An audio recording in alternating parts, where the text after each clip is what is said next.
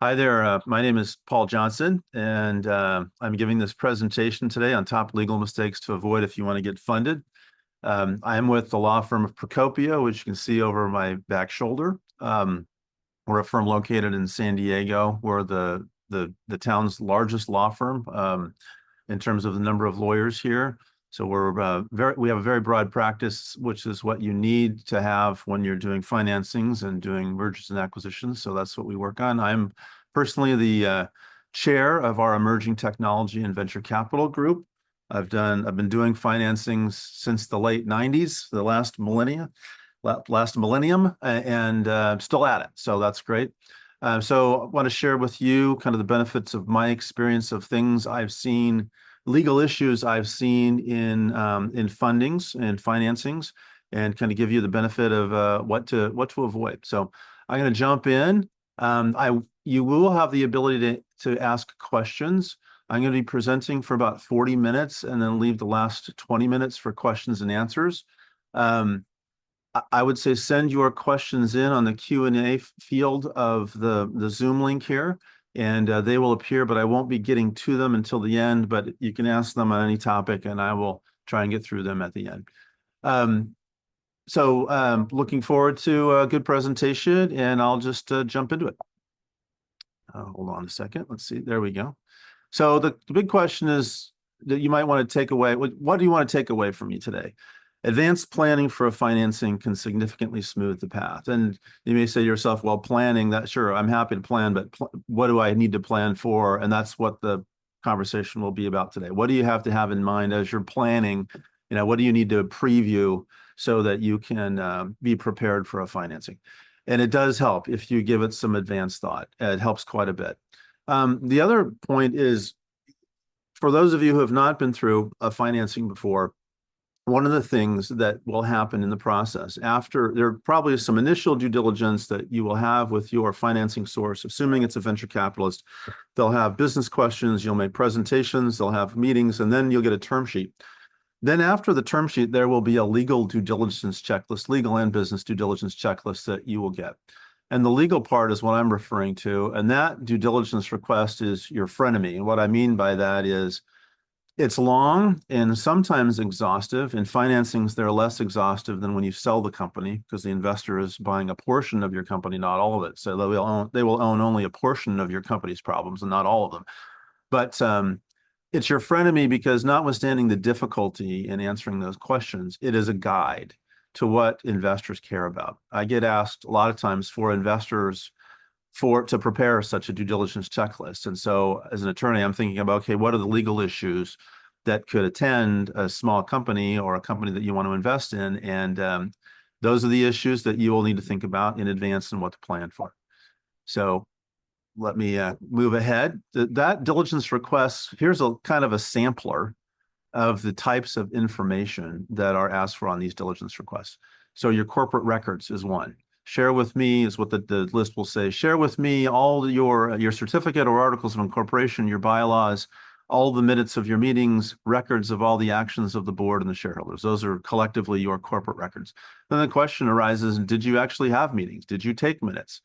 One of the things that needs to be reflected in the minutes is the issuance of stock. We'll get to that in more detail later.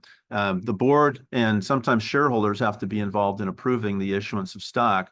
And so those things have to appear, the approvals have to appear in your corporate records. Another topic that this will touch on, depending on the stage of the financing, are your operations. Who are your suppliers? Who are your customers? Who are your manufacturers? Do you get along? Are those relationships in good shape? Are your suppliers replaceable, or is there a key supplier that can't be replaced? It's more of a business question, but they will be asking for copies, they meaning the investors and their lawyers will be asking for copies of your key contracts to look at and say, okay, what are your rights? What are your obligations? That's the next bullet point down. So I jumped ahead there, but that's key to understanding the business, but also understanding legal.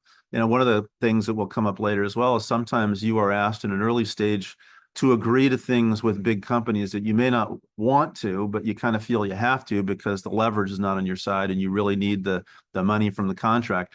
Sometimes large companies will get rights of first refusal on your products, or if you're a life science company, on your compounds. or they will get agreements to not compete, or an agreement to offer you to sell your company to them before you would sell to anybody else. All those are complicating factors that attorneys for investors are going to want to look at and see, because they do limit your upside. So intellectual property, IP, is another one. Do you own your key IP assets, such as trademarks, processes, et cetera? And that's one of the main things we do as attorneys and working with startups, is making sure that intellectual property moves from the ownership of the founders, who are probably working on it before they founded the company, into the company.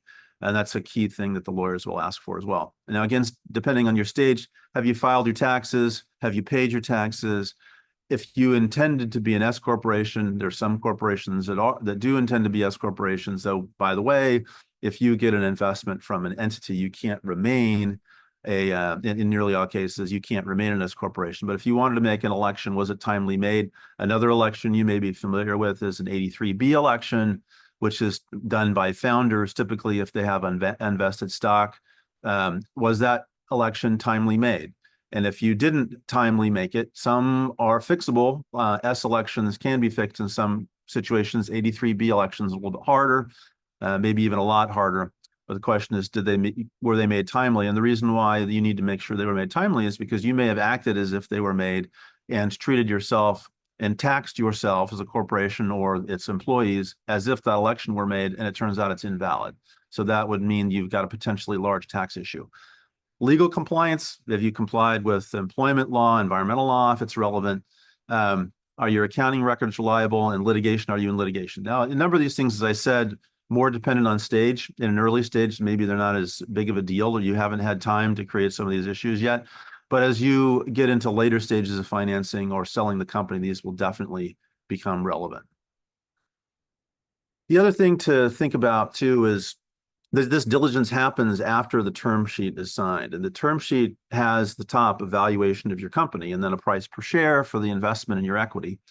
That's the price per share is determined typically by the valuation, the pre-money valuation, divided by the total number of shares outstanding at the time, with some additional stuff thrown in, like your option plan reserve, et cetera. But that value at the top, the valuation of your company, is kind of the best case scenario for you. It's rare. I don't know that I've ever seen it. I've heard of it happening once, where a VC or an acquirer comes to you and says, you know what, you're so much better than we thought. We're going to increase that number at the top of the term sheet. Does not happen in my experience. But it's after the term sheet is signed and after that dollar number is set that the diligence list arrives. And in other words, there are a lot of ways that your business can leak value during that diligence process, and the valuation can drop. And so that's one of the main points of this conversation is, I will tell my clients, as a lawyer, I do not create the value in your company, but I can certainly help you plug the holes in the bucket that would drain valuation out of your company. Staying on top of these legal issues doesn't create it, but it helps you preserve it. I know that attorneys cost money, and this is not necessarily a long commercial for an attorney, but it is just to let you know that these issues, if not dealt with, can come back and bite you, sometimes in a significant way. Not always. Sometimes things are fixable at the time, but preparation and trying to identify these issues up front does help quite a bit. So what does the diligence look like? It's a multi-stage process. Again, before the term sheet, it confirms the interest of the investor. They're probably kicking the tires at kind of a 30,000-foot level. Again, life science company, what's the size of market? What's the science look like behind your compound or your device? In a tech company, hey, what's the size of market for your application, et cetera? You think about what your market you're in, and think about, that's kind of the top level diligence. What do you have? How protectable is it?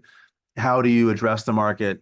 But in post-term sheet, a lot more legal, a lot more nitty-gritty than 30,000 feet. Now, there may be overlap between these two lists, but this is where the investors are probably paying an attorney to both create the list and also review all the documents, and then also provide the investor a report of what's wrong. So your being ahead of that helps. There's a cost associated with that. I get that, but it definitely helps, and it's something that you probably want to consider. Next stage in the purchase agreement, there's going to be, in the financing, an agreement, obviously a legal agreement pursuant to which you are selling the stock of your company, the stock the investor is investing in. And that agreement, in the typical financing, 20, 30, 40 pages long, somewhere between that, so, 20 to 30 typically. And a big part of that agreement are representations and warranties, which are promises that you're making about your business that cover all kinds of legal and business topics.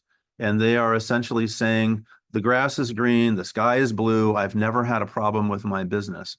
And so all that diligence that you thought you did and responding to the 30,000-foot conversations over dinner, responding to the legal checklist, it all comes down to something in writing in the form of a promise that's in the agreement. And if that promise is not kept, in other words, these representations are not true, they can lead to unhappy investors and possibly a renegotiation and saying, well, we thought you were worth X, but we found these diligence problems after the fact. We really need to renegotiate and give us more of the company and effectively lower the price. Doesn't always happen, but I have seen it happen on a couple of occasions. So getting to the numbered items that I was thinking of, can we come up with a top 10? I could probably have thrown in a couple of extras here, but decided, let's just stick with the ones that I really thought were important. So number 8, failure to keep house. So what does that mean? That's going back to these corporate records. Did you hold formal meetings? And you don't always have to hold formal meetings. In Delaware, which is where most startups probably should form, in my humble opinion, stockholder meetings are required by law. But the remedy for failure to hold a stockholder meeting is that your stockholders can sue you and force you to have a meeting. So unfortunately, for legal compliance issues, typically what we see is most companies do not comply with that law. But again, not much of a downside, at least. Many of the actions you can take for shareholders can be done by written consent. Some things do, in fact, require shareholder approval. Many things require board approval, including if you are in the business of granting stock options as compensation for key people, which many startups are. You're probably using stock options as a form of compensation, and those require both shareholder approval at the front end to adopt the plan in most cases, and they also require board approval to adopt the initial plan, as well as board approval to make those grants. So those things need to be documented. The bylaws, which you might have had, created for you by your attorney or the online service you use, and you never looked at them again, probably 20, 30 pages long again. And those are the rules about how the board and the shareholders need to act. And under Delaware law, and I think the same is true of California law, at the top of my head, the actions of the board either need to be taken at a meeting, which has to have the required notice that's set on out in your bylaws, which is typically a day or 2 or 3, sometimes longer. But you have to provide the notice by whatever means are specified in the bylaws. And then when the board shows up, you can have a vote and a majority vote. That's one way of having the board approve things. The other way that the board approves things is by written consent, but that has to be unanimous for boards, which means that you can't send an email to your board and say, hey, everybody, can you approve this stock option grant? And then you get 3 out of your 5 board members replying, yes, you think you have a majority. No, if you're going to be acting by written consent, an email can count for that. It has to be unanimous. You have to get everybody. So if you're going to be having a vote that's not unanimous, it needs to be at a meeting. If someone's going to dissent, you need to call a meeting, provide the right notice, and then have that event happen at that meeting. If you don't follow those rules, what that means is that action may be invalid. So here's some problems that we've seen arise as a result of failure to follow these procedures. Approval of a key matter was given verbally, not at a formal meeting, by a majority of the board, which is again it's not at a formal meeting, and it's not in writing, and it's by a majority. So you've got a problem on a few different fronts. Board votes were taken by proxy. Every once in a while, we'll see someone send someone to a board meeting and say, this person's voting by proxy. That doesn't work. The board member needs to show up at the meeting, and they need to vote. Shareholders can vote by proxy, but not board members. Or you didn't track very well who was on the board.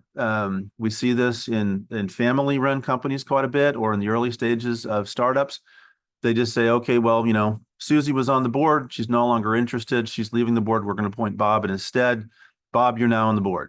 Well, you can't just say it. There are procedures that you need to follow to make sure that that person really is on your board. Now, what can go wrong? Well, if Susie is still on the board and Susie has retired and is now living on the beach in Bermuda or the Bahamas, you may need to get Susie's consent to clean up a bunch of stuff, even though you've lost track of her. Because she is who's on the board and not Bob when you thought it was Bob the whole time. And you may have to backtrack and approve a bunch of stuff that's already happened, which is clearly not ideal. So those create issues that need to be dealt with. And again, your investor is going to have a lawyer that's looking at your documents and figuring out, did you do this stuff right? And they're going to point out where it wasn't done right. Investor will have a conversation with the lawyer about, okay, how much risk does this create for us? And if it's a material amount of risk, there will be a conversation they have with you, what you will need to fix it. So what do boards need to approve? Well, it's kind of a squishy standard. What's material? At least that's the way I view it. Share issuances, option grants, material agreements. I would say leases, which are longer term, larger dollar commitments for many companies. I would say for larger companies, anything the CEO would be fired for not getting approved. If the board has an expectation they're going to be consulted on a matter, you should run it by them. For companies that have, just one founder or a couple of founders on the board, number one, a couple is not a good idea. Even numbers are not good because you can come to an impasse very easily. I've actually seen a couple of companies die because they had an even number of boards with two founders and they stopped agreeing with each other and were not able to figure out how to get past their differences. So I would suggest an odd number, even if it's just one of the two founders that's on the board, and one has to be told, no, it's just me, not you on the board.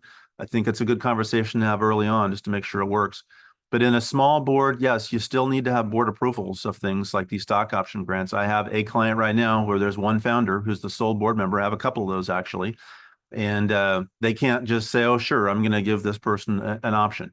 That should be documented. And it's by a board meeting, which seems ridiculous if there's just one person, or it has to be by unanimous consent. And the unanimity, of course, seems ridiculous with one person, but that means it's in writing and it's in a record book and the investor's lawyer can see that it's there. So what do shareholders need to approve? Sales of material amounts of assets. In Delaware, the standard is substantially all your assets. If you're selling those that much of the company, they need to consent. And then amendments of your charter or adoption or amendment of an option plan typically require shareholder consent. An adoption of your charter may be because you authorize some number of shares and now you're going over that number because you need to grant shares to someone who's joining you now and you hadn't planned for that. Not unusual. So that's number 8. So how do we fix it? If there's stuff that hasn't been done right, Delaware does have a way to ratify unauthorized stock, but not an invalidly appointed board. And it's a ratification. The board takes an action by written consent or in a meeting ratifying what was done in the past. Then you notify the shareholders of what you did. You file a certificate in Delaware and then you got to wait 120 days to see if anybody complains. So this only works for Delaware. But this was adopted a few years ago. So before this procedure, it was not clear at all how you fix some of these issues. So how do you fix all this? How do you avoid the problem? Have an attorney on your side, review your minute book, identify the issues, and then start doing it right going forward. So number 7, employee compensation and tax issues. So you thought that you had someone who was an independent contractor, so you didn't withhold taxes. Independent contractors, you pay them, they're 1099 folks, you don't withhold. Well, the challenge is there's a legal standard for what makes a contractor versus an employee. And the states, California in particular, are very interested in classifying someone as an employee because the company has an obligation to withhold taxes, which you would not have done for a contractor. So what's the problem? You thought they were a contractor, but the legal standard says no, they were really an employee. You didn't withhold taxes on them. Someone sees that, your investor sees that, and they says, well, shoot, you've got years worth of compensation that were paid to this person for which they may or may not have paid their taxes. You may not know. Did you not withhold? Well, if you didn't withhold, you may have an obligation to have paid that and you didn't. So that's one potential problem. Another potential problem on the employee comp and tax issues, you gave them stock, gave someone stock as compensation. And by that, I mean, you gave them a stock certificate. Hey, we like you so much. Welcome to our company. Here are 10,000 shares. It's 1% of our company. Well, if your company is worth $1 million, do the math in your head. I'm slow on the draw on the math there, but what is that? $10,000 worth of compensation you've just handed someone in the form of stock, and the IRS and state tax authorities don't really care whether you're paying them in crisp dollar bills, checks, wire deposit, or if it's pianos or stock. You are giving them compensation. And if it's an employee, again, you need to withhold, meaning you need to remit some portion of that to taxing authorities. Giving them stock, typically people don't think about that. And that happens quite a bit. That's a typical issue. I have founders come to me and say, I need to give someone stock. I say, well, okay, we need to talk about how this works because you're going to create a tax problem.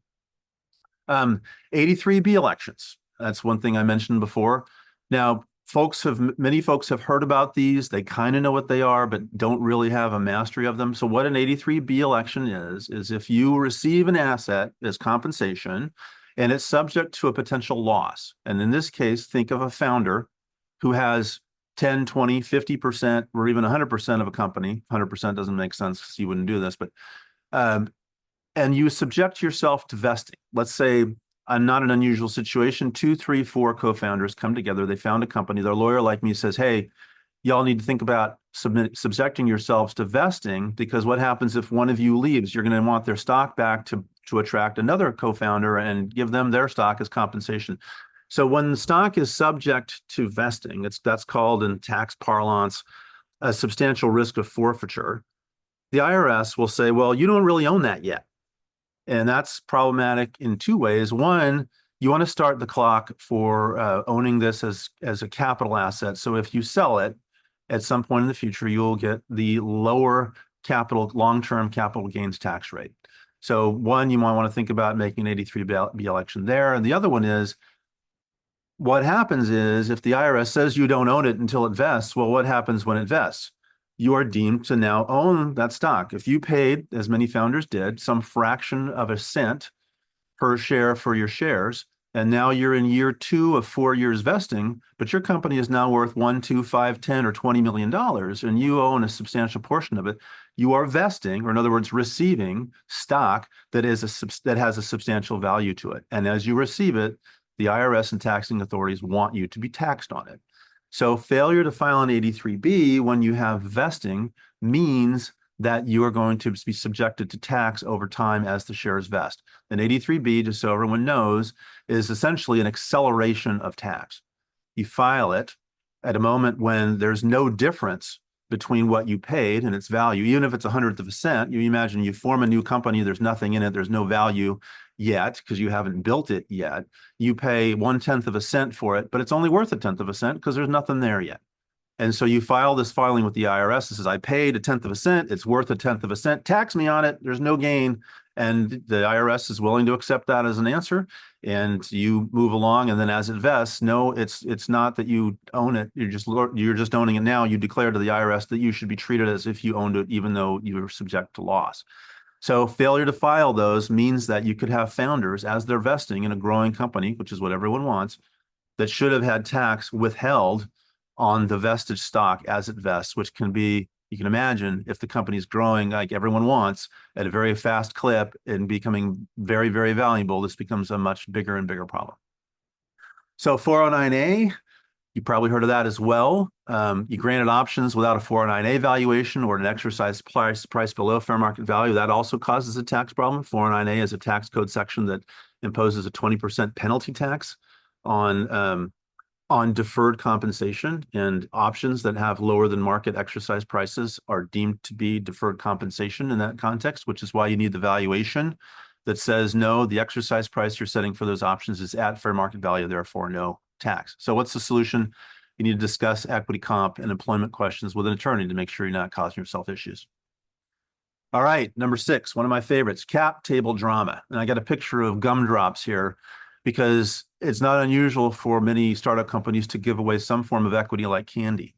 And that causes problems. So failure to track options or stock is a problem. There are now programs, Carta is one of them, that you can use, SaaS solutions to track your cap table, but they do require your interaction to set them up and maintain them. I had one client many years ago that failed to keep track of all the many warrants they'd given away, and it killed their IPO. It actually stalled it long enough to where it finally died for other reasons, but they didn't go out because they had They had to go back and figure out to whom they gave options, the total number of shares, et cetera. Another thing I've seen happen on a few occasions, a client takes the document I created for one stock purchase or one stock option, and they just thought, well, I know how to do this now, and I'll just use this again and again. Then they find themselves in trouble, whether it's they've issued unauthorized shares because they've gone over the limit that was set with the state, or maybe there were nuances they didn't appreciate that needed to be dealt with that caused one of these tax problems. Not unusual. Or now you've just got lots and lots of people on your cap table. That can be a problem. I had one company that promised to give people shares in their offer letters, and you may be thinking to yourself, well, shoot, I've done that too. So the rest of the story is they promised a fixed number of shares in those offer letters. So they say, okay, I'm going to give you 10,000 shares or an option to buy 10,000 shares. That's what the offer letter says. Well, later they said they want to do a 10,000 to 1 reverse split. So that 10,000 shares in the offer letter really should be 10 shares now because of reverse split, but the letter didn't have a mechanism saying it would be adjusted for reverse splits. So now there's someone out there who thinks they have 10,000 shares when it really should be 10. That's a problem. We have a founder that wanted to bring an undisclosed co-founder into the mix that they promised half the company to. That founder had a great job at another company, and everyone agreed, yeah, they'll just kind of contribute on the side. They won't be an employee. They won't be a founder initially, but we'll give them half the company and they eventually join. It's challenging for tax issues. Back of the napkin promises, verbal commitments, also challenging. Another thing that's come up more recently is post-money safes with low caps. You're going to be tempted because people tell you it's easy to go on the Y Combinator website, print off a safe, use it.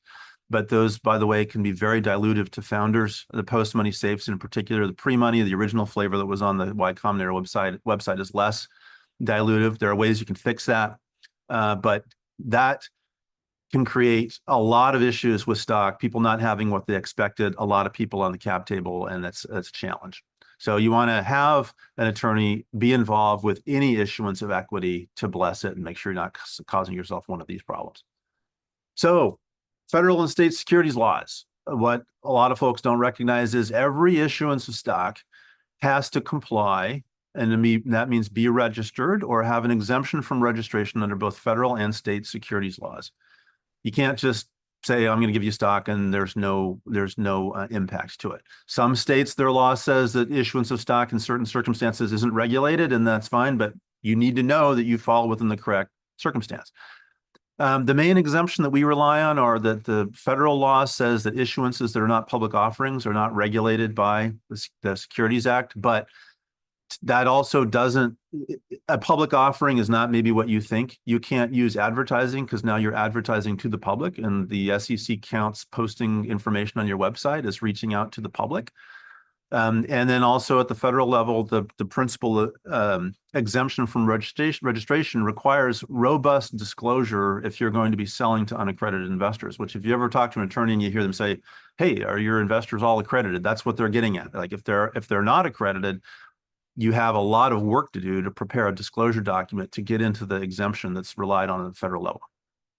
Each state has slightly different laws, but they all do regulate securities in some manner. Some states actually have pre-offer filings required, meaning before you even talk to someone about giving them stock or letting them buy stock, you need to make a filing with that state. That's challenging if you don't know it in advance. And I have had clients blow that because they went and talked to someone who happened to be in that state and agreed to sell them stock, and it wasn't vetted by us. Happens a lot. So you want to make sure that you're going through an attorney for your equity issuances again. In California, the principal exemption that's used requires the investors to be sophisticated in some manner, which means they have a pre-existing relationship with the company. And it's not just, oh, they're my brother-in-law, I know them. It's they have a relationship that would allow them the type of information that they would need to make a good decision on whether to buy the stock.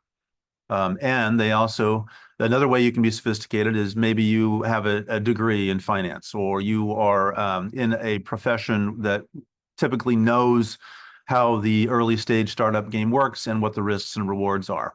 That is a way you can become sophisticated. And don't quote me on that. Those are not the actual words, but that's kind of the idea. Now in California, there's $2,500 per violation charge. So if you sell to 4 people, and you didn't have your exemption in place, that's $10,000. Now, if you sold to 25 people, you can start doing the math. It gets to be a lot of money. So solution, again, not meaning this to be commercial, but you do need to talk to a lawyer about how this gets done. Number 4, I've alluded to before. You've got this picture of the cats.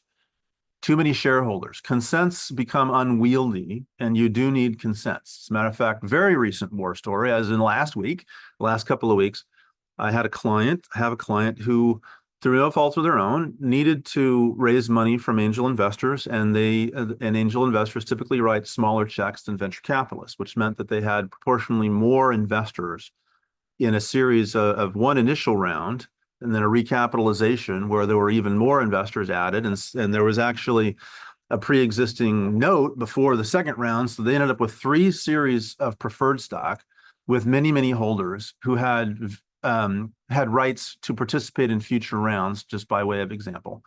They're probably pushing 100 or so shareholders. And that's a challenge, because now when you need shareholder consent, there's no one shareholder you can go to and get 50 or even 30 or 40% of the consents you need. One person owns 1%. You got to have 100 different conversations. It's challenging. Venture capitalists know this and will look at your cap table and say, oh my gosh, you've got 100 shareholders. That's going to be a challenging management problem later when we go to do your Series B round.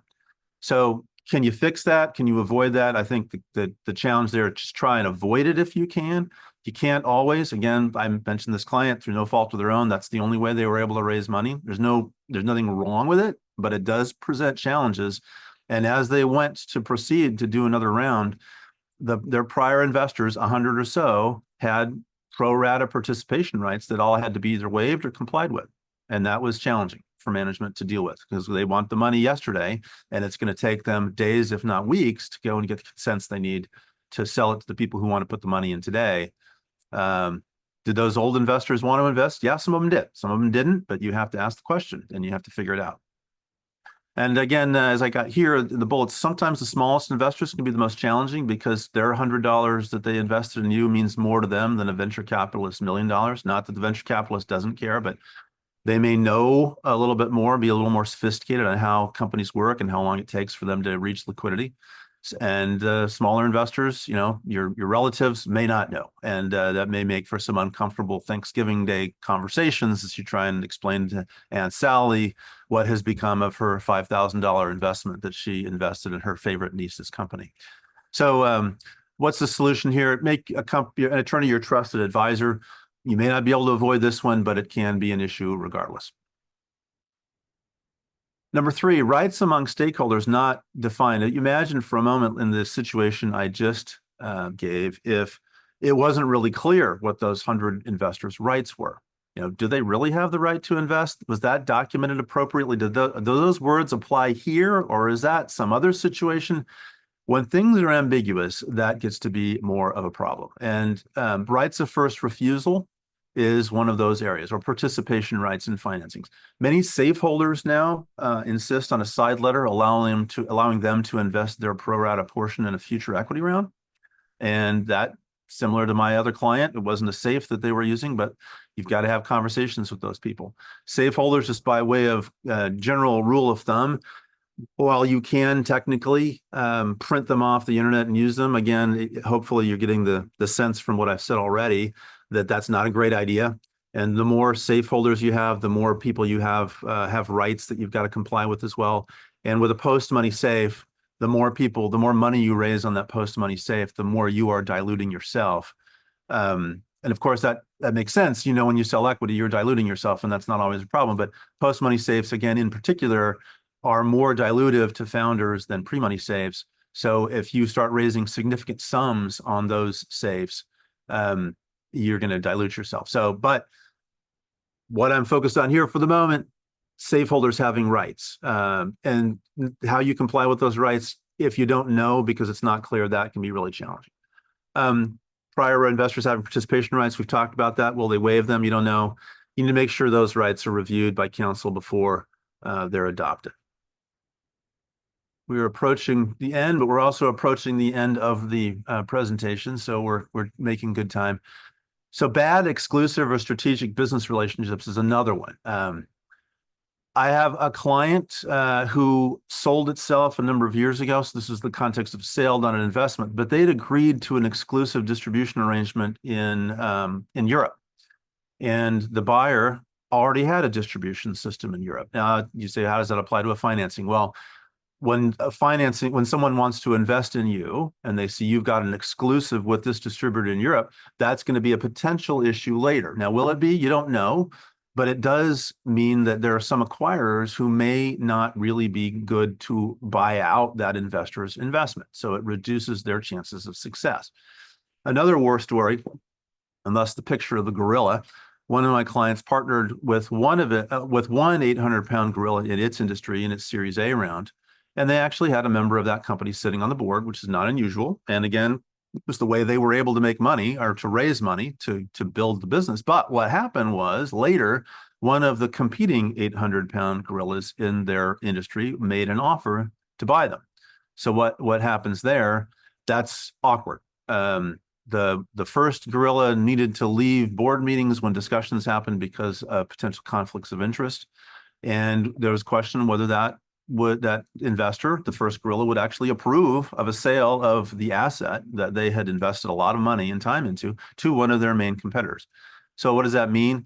You just kind of have to have in the back of your mind, if you're going to cast your lot with one of the key competitors in your industry, there are some opportunity costs with that, and you have to be cognizant. Again, not always bad. I've said bad in the title up at the top. They're not always bad. Sometimes they're just decisions you got to make. And I think most lawyers understand that. But you do need to understand the opportunity cost and understand what the ramifications are of kind of hitching your wagon to one entity in particular. Last slide, and I mentioned this before, failure to sew up your intellectual property. One of the big issues, again, in startups, is a kind of a startup issue.